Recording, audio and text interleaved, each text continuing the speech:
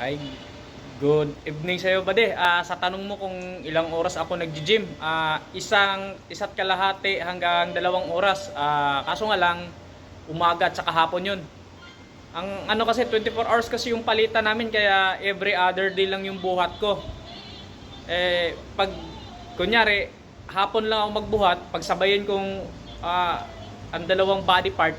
Ang ano ko kasi, buddy, parang ang program ko kasi lower sa hapon tapos upper sa umaga. Kasi di ba galing pa akong duty 24 hours. Hindi nakaka-idlip-idlip. Nakaka-idlip ka naman sa duty kahit na pero nakaupo. Yun ba? Alam na natin yan. Basta mga 5'9". Nakaka-idlip tayong nakaupo. Kaso di naman talaga aabot ng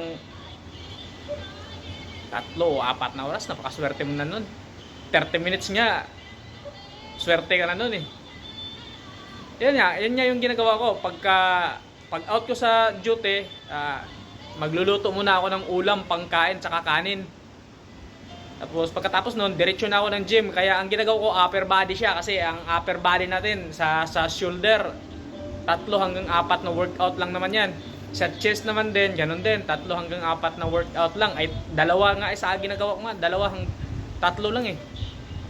Ayan, tapos pag nakakain ako, nakakatulog na ako, saka ako mag legs or back.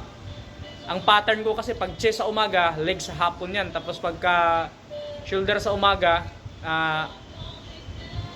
back sa hapon. Kaya yun yung ano ko. Yung isang oras kalahati hanggang 2 oras, kasama na kwentuhan doon.